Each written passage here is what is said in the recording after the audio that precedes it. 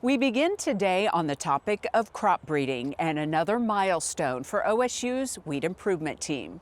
There's a new wheat variety, and this one's different than any that we've ever seen before.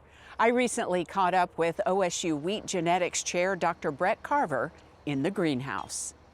Brett, share with us this exciting news of another new OSU variety. Yes, this is not just any other new wheat variety. It's very different. And we normally talk about hard-red winter wheat. That's the common class of wheat that we deal with in Oklahoma. Sometimes hard white, but this is not either one of those. This is a class we don't even have. But I just call it, and a lot of other scientists just call it purple wheat.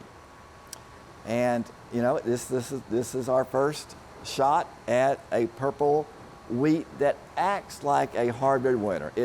It looks like a hard red winter wheat in the field. It looks like a hard red winter wheat in the bakery. So explain to me what a purple wheat is. It actually has a different color than what we're all used to. Yeah, it is definitely purple on the outside. Only on the outside. So the bran layer has this, what we call a purple pericarp. That's the outer layer of the bran. Is a beautiful purple color. And some strains of wheat have a better purple than others. So this nutritional piece of that has been really important in your research and what you've been striving for. Talk about that piece of it. That's what the purple is. That's is right, this nutritional benefit so for the person eating it? Yeah, and so that nutritional benefit comes through a group of compounds called phenolics. You may not know it, but if you're consuming phenolics, you're doing your body some good. And one class of phenolics that give color to fruits and vegetables like, peppers, and on the fruits, blueberries and blackberries, and for black beans. Those colors come from a compound called anthocyanins. And so this purple wheat has those anthocyanins that would be present in common fruits and vegetables that also come to us colored.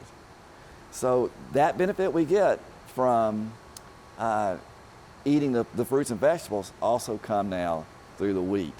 People are going to be interested in this, I'm sure. That was some of the uniqueness of the variety, but talk about the next layer, the research to get here and some of the collaboration that took place. Yeah, so we had to really think about the normal things, breeding a wheat variety that works in Oklahoma. Okay, we took care of that, disease resistance and maturity and yield, things like that. So yeah, but doing all these extra things meant we had to branch out a little bit because we just don't have the expertise to measure phytochemicals, the phenolics, anthocyanins. I just can't do that. But we had the talent on campus. And I have to give credit to Dr. Edrelyn Lucas in the Department of Nutritional Sciences, who not just did some of the work, she trained the students who came in to do this work as part of an undergraduate scholar. Super opportunities that these students have that they otherwise wouldn't have.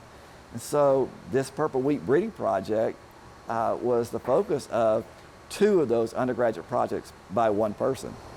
Love to hear that. I know their parents must be tremendously proud, but it's neat, I'm sure, as a student to be connected with faculty doing this type of research, and then as a land grant, it's getting out there right away. Oh yeah. And this student wasn't just connected. She was driving it. What she was finding really influenced my decision on how to move forward. I mean, she really did help identify this line. That's really great. Yes. Yeah, so we had to really think about the normal things, breeding a wheat variety that works in Oklahoma. Okay, we took care of that, disease resistance and maturity and yield, things like that. But now we have to think about the color and what that may do. So to maximize the color at harvest, we want to make sure we have that deep color that persists. So, and with these compounds, anthocyanins, they aren't the most stable. But with this one, it's one of our more stable colors, stable anthocyanin wheats. And so that was a big decision. It's really, really exciting news. Last but not least, this is a little bit burying the lead and using a journalism term, but what is the name of your new variety? It's a very bland name. We want the pizzazz of this variety to be in what you see and not necessarily what you hear. And we also want to give those who will use this variety to make the bread products or in tortillas, let's not forget that, to have the center stage.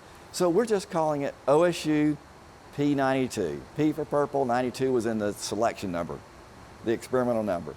And so you will see, you know, a baker put their stamp, their branding on it and call it whatever they want. I mean, there will be, you know, we'll work with them. Okay, on that. OSU P92. That's the variety name, but it won't be on the packaging of the bread, I can tell you that. Okay, but we will remember it here at OSU. Well, That's right. Exciting time, Dr. Carver. Congratulations to you and the team of researchers who work on these projects with you and the folks who run the greenhouses, especially in the middle of winter. Yes. It really does take a lot of effort, but Sure does. we can't wait to hear more about this and to see where it all goes. It's definitely an exciting time for OSU agriculture. Well, thanks for wanting to learn about it. All right, Okay. see you again soon. Sounds good.